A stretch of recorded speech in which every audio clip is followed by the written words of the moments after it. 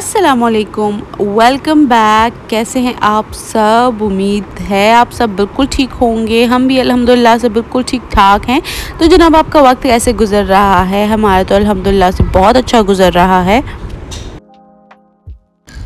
तो बातों के साथ साथ जो है आपके साथ में एक रेसिपी शेयर कर रही हूँ। जिनके छोटे छोटे बच्चे हैं, जो साल से ऊपर हैं जिनके बच्चे, और जैसे जैसे बच्चे थोड़े से बड़े होते जाते हैं तो वो बहुत कमज़ोर हो जाते हैं, क्योंकि वो प्रॉपरली फिर डाइट नहीं लेते। और प्रॉपर डाइट के लिए प्रॉपर न्यूट्रिएंट्स चाहिए होते हैं ताकि आपके बच्चे की सेहत ख़राब ना हो। तो जैसे कि शमामा कमज़ोर हो रही है, तो मेरी एक फ्रेंड ने मुझे बताया कि आपको उसकी डाइट में ड्राई फ्रूट्स को इंक्लूड करना चाहिए। तो बस वही रेसिपी जो है मैं ट्राई करने लगी थी। जो भी नट्स आपके पास अवेलेबल हों, आप उनको ड्राई रोस्ट कर लें और बीच में सौंफ थोड़ी सी डाल लें ताकि हाजमे में कोई मसला ना हो। सौंफ जो है वो डाइजेशन के लिए बहुत अच्छी है। और इसको फिर ड्राई रोस्ट करने के बाद ठंडा कर लें और फिर आपने उनको दरदरा सा पीस लेना है। बहुत ज़्यादा ग्राइंड मत कीजिएगा, क्योंकि उसके बाद जो है जितने भी नट्स हैं वो अपना ऑयल छोड़ देंगे। हमें कोई बटर नहीं चाहिए, हमें जो है नट्स चाहिए ग्राइंडेड फॉर्म में। तो बस इसी तरह आपने इनको सबको थोड़ा थोड़ा करके पीस लेना है। और फिर उसके बाद जो है मैंने जो है इसमें शक्कर ऐड की है। आप चाहे तो चीनी भी ऐड कर सकते हैं। अगर आप को मीठा नहीं पसंद तो आप कुछ भी मत डालें, लेकिन मैंने थोड़ा सा शक्कर बीच में डालना मुझे बेहतर लगा, तो वो डाल के शक्कर को भी आप अच्छे से ग्राइंड कर लें ताकि वो बिल्कुल उसमें कोई लम्प्स ना रहें। और इसको जो है फिर ड्राई फ्रूट में ऐड करके आप इसको अच्छे से मिक्स कर लें। और जो है आपका ये ड्राई फ्रूट मिक्स जो है वो रेडी हो जाएगा। और जो भी आप बच्चे को खिलाते हैं, सेरेलैक खिलाते हैं, सूजी खिलाते हैं, कस्टर्ड खिलाते हैं, जो भी आप देते हैं उसमें इस 1 चम्मच जो है आप उसमें ऐड कर लें। आप अगर आपका बच्चा थोड़ा बड़ा है तो आप उसको 1 चम्मच दूध के साथ भी दे सकते हैं, नहीं तो आप पोरज दलिए वगैरह में इसको आराम से ऐड कर लें। टेस्ट भी अच्छा हो जाता है और जो है ड्राई फ्रूट के जो न्यूट्रिशनल फ़ायदे हैं वो भी आपके बच्चे को मिल जाते हैं। जैसा कि आप देख रहे हैं, मैं तितली के लिए सूजी बना रही हूँ। तो सूजी में मैंने ऑलमोस्ट 1 चम्मच भर के टेबलस्पून ऐड किया और फिर जो जैसे सूजी की खीर बनाते हैं, बॉईल किया, दूध डाला और फिर जो है उसको ठंडा करके आप बच्चे को खिला दें।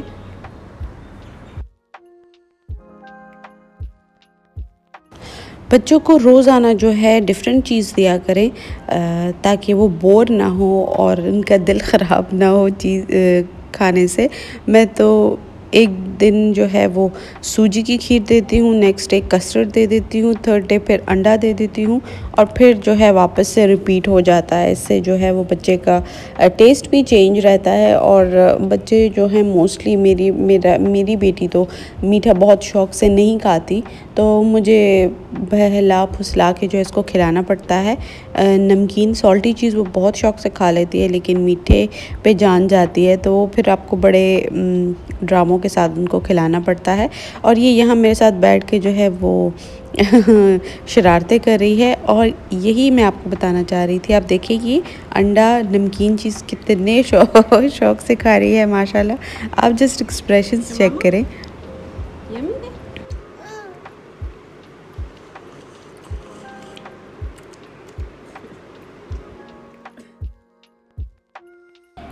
तो चलिए, बातें तो होती रहेंगी और साथ ही साथ में हम डिनर की तैयारी कर लेते हैं। मेरा मूड हो रहा था सीख कबाब खाने का, लेकिन फिर मैंने सोचा चलो गोला कबाब बना लेते हैं, क्योंकि एक बार जब कीमा फ्रीज़ हो जाता है तो उससे फिर कबाब बहुत आसानी से नहीं बनते, बहुत मुश्किल से बनते हैं।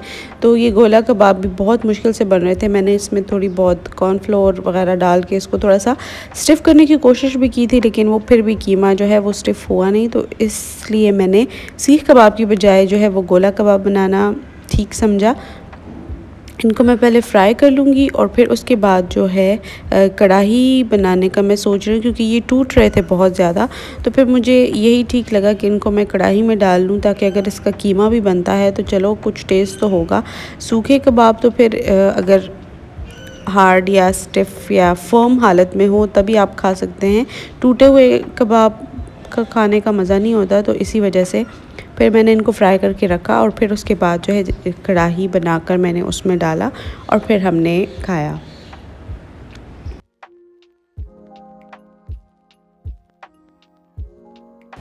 तो आप लोगों के हिसाब से डिनर का बेहतरीन टाइम क्या होता है? आपको क्या लगता है, डिनर लेट करना चाहिए या अर्ली करना चाहिए? कुछ लोग जो हैं, मेरी अम्मी की तरफ जो है वहाँ पे डिनर बहुत लेट होता है, लाइक 12 बज जाते हैं खाना खाते-खाते, क्योंकि वो डिपेंड करता है सिचुएशन पे। अब्बू लेट आते हैं शॉप से तो फिर उनके हिसाब से खाना खाया जाता है, तो वहाँ खाना बहुत ज़्यादा लेट होता है, लाइक आप फ़ौरन खाना खाते हैं फिर सो जाते हैं। जबकि हमारे यहाँ जो है हम बहुत लेट हुआ तो 8 बजे खाना खा लेते हैं मोस्टली, जो है साढ़े सात बजे तक, पौने 8 बजे तक हम खाना खा लेते हैं। फिर सोते-सोते हमें फिर से भूख लग जाती है, तो फिर हम इधर-उधर कुछ ढूँढ रहे होते हैं कि अब क्या खाएँ ना। तो आप बताएँ, आपके हिसाब से अर्ली डिनर अच्छा होता है या लेट डिनर अच्छा होता है?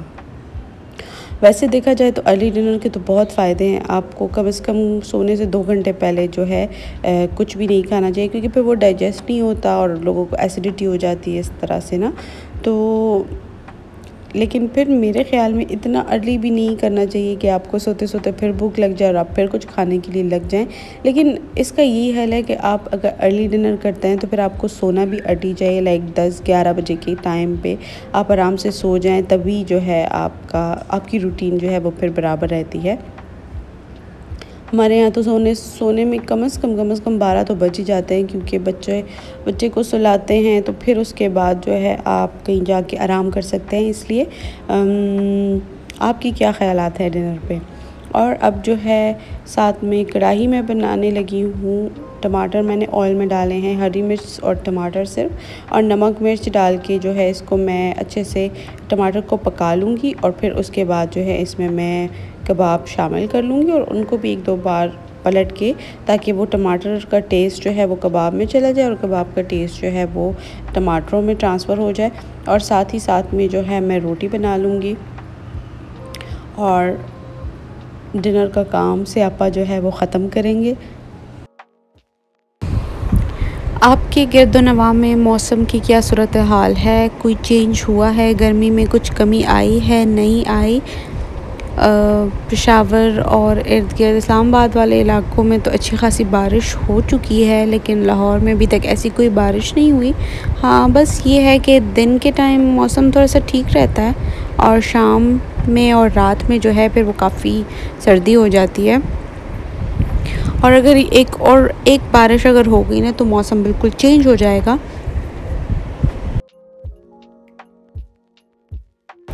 और सर्दियां जो हैं वो ऑफिशियली स्टार्ट हो जाएंगी। अभी बस एंड ऑफ अक्टूबर करीब ही है, फिर नवंबर स्टार्ट हो जाएगा, और आहिस्ता आहिस्ता से तैयारी कर लेते हैं। कंबल वगैरह जो पड़े हुए हैं उनको धुलवा लेते हैं या धो लेते हैं। और कपड़े तो खैर अभी लॉन चलेगी, लॉन लिनन वगैरह चल रही है, लेकिन खद्दर वगैरह के मौसम अभी नहीं आया। बहुत सारे लोगों ने कपड़े लेके स्टिच करवाने भी दे दिए हैं, जो सर्दियों के जो हैं, जो दूर अंदेश लोग होते हैं वो ऑलरेडी जो है कपड़े सिलवा चुके हैं सर्दियों के। लेकिन मैं उन दूर अंदेश लोगों में से नहीं हूँ, अभी सर्दी के आने में टाइम है, तो जब वक्त आएगा तब देखा जाएगा, उसी टाइम ख़रीदे जाएंगे, फिर बनवाए जाएंगे। और यहाँ पे जो है साथ साथ में रोटी बना लूँगी मैं, और कबाब कढ़ाई इज़ ऑलमोस्ट डन। बस टमाटर जो हैं अच्छी तरीके से घुल चुके हैं, और अभी जो है इसमें कबाब ट्रांसफ़र करके इसको मिक्स करके और बस फिर थोड़ा सा इसको गार्निश करके हम खाना खा लेंगे। सर्दी आने के साथ साथ जो है बच्चों के लिए कपड़े भी और लेने पड़ेंगे, क्योंकि जो छोटे बच्चे होते हैं वो जल्दी जल्दी ग्रो करते हैं। तो मुझे तो नहीं यकीन कि तितली पे पिछले साल वाले कपड़े आएंगे। अगर एक आध कोई स्वेटर या हुडी वगैरह उस पर अगर आती हुई तो वही आएगी। इसके अलावा मुझे उसके लिए तमाम वार्डरोब जो है वो न्यू करनी पड़ेगी, और तभी, क्योंकि पिछले साल से और इस साल में बहुत ज़्यादा फ़र्क आ गया। पिछले साल तो बहुत छोटी सी थी, अभी तो माशाल्लाह से she is a grown up. तो मौसम के बदलने के साथ साथ आपकी ज़िंदगी में बहुत सारी चीज़ें चेंज होती हैं, बच्चों का साइज़ चेंज हो जाता है, फिर एक आध एज में आके फिर वो स्टॉप हो जाती है ग्रो, तो फिर आपके कपड़े जो है वो चल जाते हैं। लेकिन इस तरह की ग्रोइंग एज में जो है आपको बच्चों की वार्डरोब बार बार रिन्यू करने की आपको ज़रूरत होती है। तो लेट्स सी इस दफ़ा क्या लेती हूँ क्या नहीं लेती। बहुत सारे लेने पड़ेंगे, क्योंकि अगर सर्दी यहाँ पे ज़्यादा हुई तो फिर तो बहुत सारी चीज़ें चाहिए होंगी। तो जनाब रोटी भी बन चुकी है, खाना भी बन चुका है और व्लॉग जो है वो भी आज का जो है इसको ख़त्म करते हैं और अगले व्लॉग की फिर साथ साथ में तैयारी करते हैं। अपना ख्याल रखें, अपने प्यारों का ख्याल रखें और हमें दुआओं में याद रखें और अगले व्लॉग तक के लिए इजाज़त दें। अल्लाह पामान, खुदा हाफिज़।